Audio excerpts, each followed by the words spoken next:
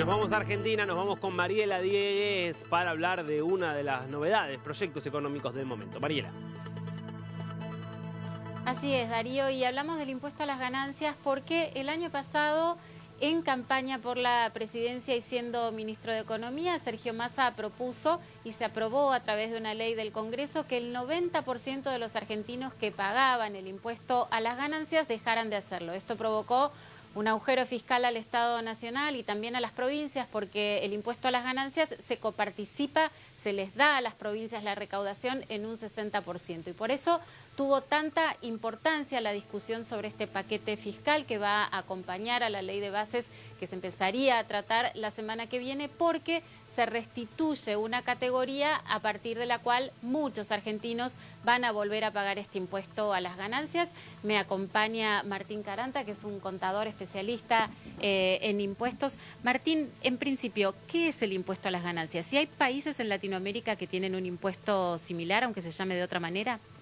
Buenas tardes a todos. Efectivamente, el impuesto a las ganancias que cae sobre las rentas del trabajo personal es un impuesto tradicional, clásico, de mucha presencia en todo el mundo, incluso en Latinoamérica, ¿sí?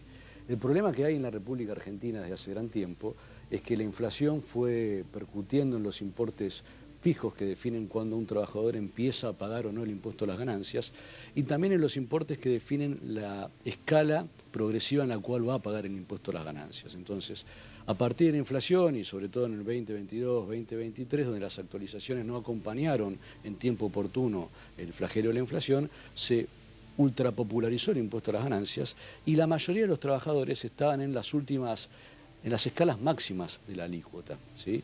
¿Qué pasa en otros países latinoamericanos sobre todo? Si bien en Latinoamérica hay inflación, no hay tanto como en Argentina, ¿no? La mayoría de los países no supera un dígito. Entonces el impuesto a las ganancias sobre el cual se paga es realmente sobre un salario que supera el nivel mínimo de ingresos para subsistir dignamente, ¿sí? Lo que ha pasado en la República Argentina a lo largo de los años es que pagaban el impuesto a las ganancias salarios que estaban muy cerca de la línea de pobreza. Entonces la realidad era una situación totalmente absurda, inequitativa y era una falta de respeto para los contribuyentes porque no se respetaba un principio básico que es el de la capacidad contributiva. Con las modificaciones propuestas ahora por el gobierno de Javier Milei, ¿quiénes van a pagar el impuesto? Bien, como vos bien decías, lo que pasó el año pasado es que en campaña el candidato y saber ministro de Economía eliminó el impuesto a las ganancias para la mayoría de los trabajadores, ¿sí? Eso causó un agujero fiscal. El gobierno actual, a través de un proyecto de ley, lo que pretende es volver a llevar el impuesto a las ganancias a un modelo clásico, ¿sí? Donde sea realmente progresivo, no sea este corte de hoja que proponía la ley de Massa, y se empezaría a pagar para sujetos casados con 2 hijos, que es la familia tipo, a partir de un sueldo bruto de 2.300.000, que es similar a lo que tiene el régimen hoy vigente a partir de la reforma de Massa. Y para un soltero, a partir de un sueldo bruto de aproximadamente 1.800.000 pesos, ¿sí? La realidad es que la ley vigente que modificó Massa es inequitativa, porque el impuesto a las ganancias debería ser un impuesto progresivo, pero a su vez personal. O sea, la contemplación de las características personales indica que no sería equitativo que pague el mismo impuesto a un sujeto casado y con 2 hijos que un soltero, porque el casado sin duda tiene cargas de familia, como dice la ley, y el soltero no.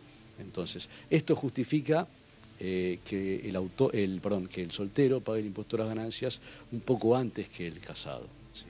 Martín lo escucha en el estudio Darío Misraji y te incorporamos, Darío, a la conversación. Gracias, Mariela, y gracias, Martín, por este tiempo con DNews. Quiero volver a algo que usted planteaba al comienzo, me parece interesante, que es que es un impuesto que quizás con otro nombre, de hecho ahora se le va a cambiar el nombre, se paga en casi todo el mundo.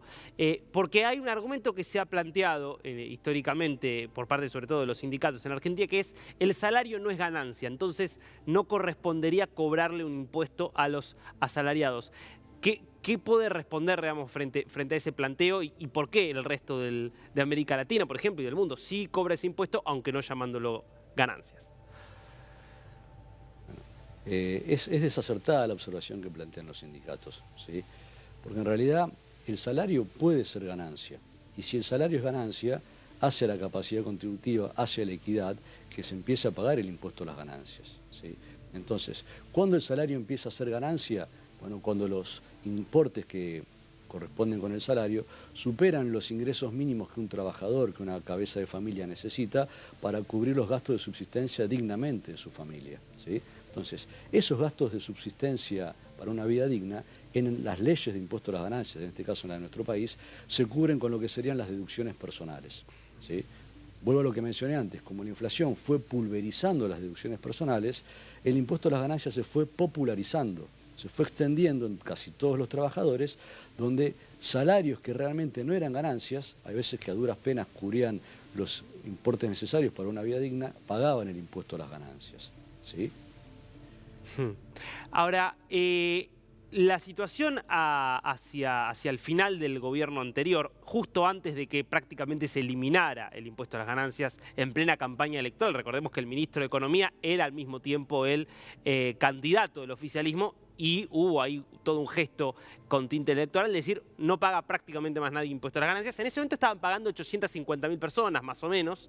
No era un número tan importante frente a la totalidad de la masa de trabajadores. Uno no puede decir que pagaba gente que no llegaba a fin de mes, pero había un problema que usted también lo mencionó, que es que muy rápidamente se pagaba, o la mayoría terminaba pagando las alícuotas más altas, que son alícuotas muy altas, incluso a nivel internacional. Eso, ¿con el proyecto actual volvería a ocurrir o se subsana? A ver, a nivel internacional las alícuotas son aproximadamente las mismas que en Argentina. Hay algunos países que tienen una alícuota máxima un poco superior, ¿sí? Por ejemplo, Estados Unidos llega al 37%. El problema está en la progresividad. El gobierno de Massa con la ley 27725 hizo que la progresividad arranque en el 27%, ¿sí? Hasta la alícuota máxima del 35%. Hoy, si no se modificase la ley con el proyecto que se propone, para sujetos que no están alcanzados en la ley de Massa, la alícuota máxima se pagaría con 6,7 millones, caso de autónomos, ¿sí? La propuesta del gobierno actual modifica la ley de impuesto a las ganancias para todos, elimina este impuesto que creó Massa, y la progresividad en los primeros tramos de la escala sería a partir de 1.200.000 pesos de ganancia neta por año, ¿sí? Luego va aumentando la progresividad y en la escala máxima el bache entre el 35% y el 31% se da con 12 millones de pesos de ganancia neta. Vamos corrigiendo la situación, ¿sí? Entonces, ¿qué te quiero decir con esto, Darío? Digo, el problema no solamente es ser sujeto del impuesto a las ganancias o no.